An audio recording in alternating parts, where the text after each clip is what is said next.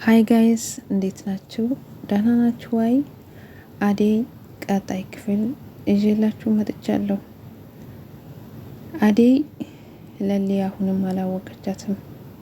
መምሬ እያለቻት ነው የምትጠራት። አሁንማ መምሯ እያለች ነው የምትጠራት፣ ግን ትፈራታለች። ስታያት ትሸሻታለች። አይ አደይና ለሊ በጣም ይገርማሉ።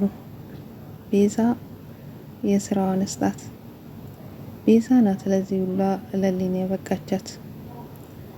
የማይሆን መድኃኒት ማሰጣትና መድኃኒቷ ባይቀየር ኑሮ ለሊ በሽታዋን ታስታምም ነበር። በአግባቡ መድኃኒት ትወስድ ነበር።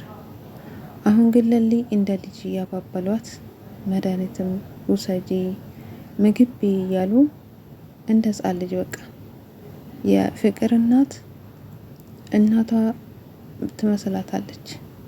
ከሰው ጋር ትቀራረባለች። ፍቅርን ግን አቻ ይመልሴ። ምክንያቱም ፍቅርን እየተበቀለቻት ይመስላል። አንቺ ብርቄ እያለች ስም አውጥታላታለች። በእርግጥ ስሟ በጣም አሪፍ ነው፣ አያምርም? እና ታዲያ አንቺ ብርቄ፣ አንቺ ሰራተኛችን አርፈሽ ስራሽን ስሪ፣ ማሚናታ ናጃት እያለቻት በገዛ ቤቷ ፍቅርን ስቅይት ታርጋታለች። ሲያስፈልጋት ሲጨንቃት ትጮባታለች።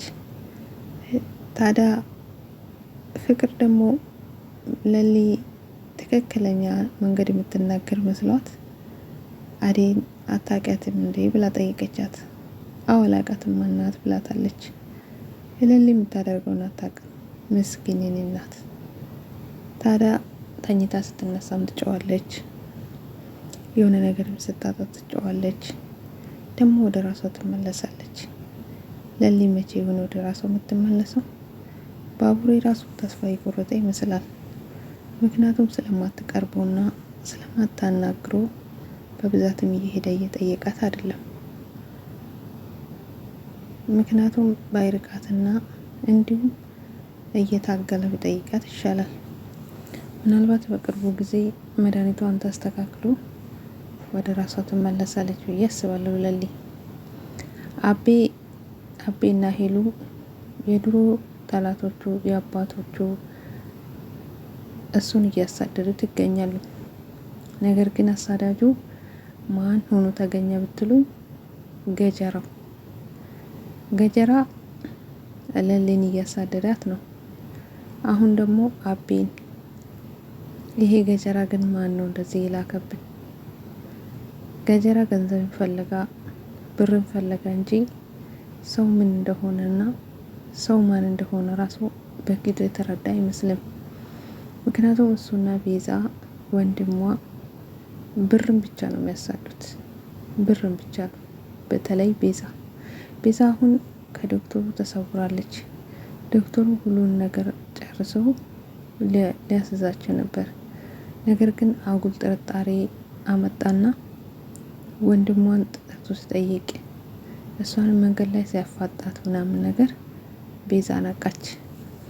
እንደዛው ማንም ሳይነቃበት ጥርጣሬ ሳይገባት መቶ ቢዟት መልካም ነበር። ነገር ግን ቤዛም ወንድሟን ነቄ ናቸው። ቶሎ ብለው ሸሹ።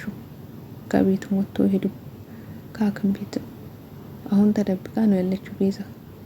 ምክንያቱም ዶክተሩ ካያትና እንትን ካለ እንደማይለቃት ስላወቀች በጣም ትገርማለች።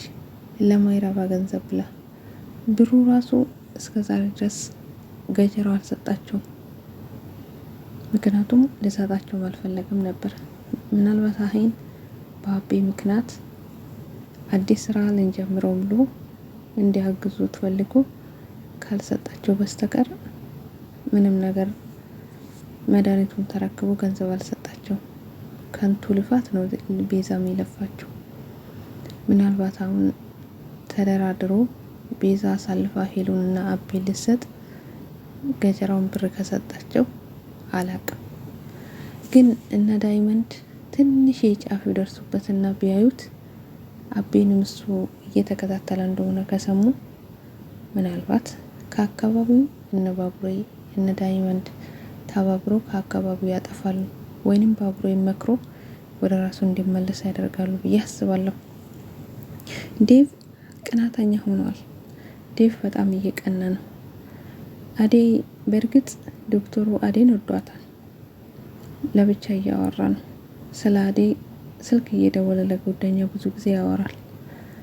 ስለሷ ማሰቡን አልተወም። አደይ ባለትዳር ወይንም ደግሞ ልታገባ እንደሆነ እያወቀ ልቡ ግን ይሻላልለትም። ዶክተሩ ሲያገኛትም ያወራታል፣ ይሸኛታል።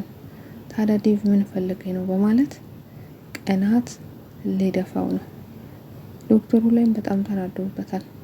ነገር ግን አደይ ምን እየሆንክ ነው? አጉል ጥርጣሬ የተጠራጠረ በማለት አባብላ ወደ ቤት ይዛ ሄዳለች። ቀጣይ አደይና ዶክተሩን አንድ ላይ ቢያገኝ ዴቭ ምን ሊያደርጋቸው ነው? በጣም ከባድ ነው። አሁን ራሱ በጣም እየተናደደ እየተበሳጨ ነው። እናማ ውድ ቤተሰቦች ሄሉና አቤ ወደ ሀገራቸው ወይንም ደግሞ ወደ ውጭ ሀገር እንዲሄዱ ምን ትመክራላችሁ? ምክንያቱም እንሄዳለን ሄሉዬን ይዣት ልሄድ እያለ ነው። ሄሉ ደግሞ ከእናት ከአባት ሀገር የትም አልሄድም ብላ እምቢ ብላለች። ለማንኛውም መልካም ቆይታ ውድ ቤተሰብ። ከወደዱ ላይክ ያደርጉ።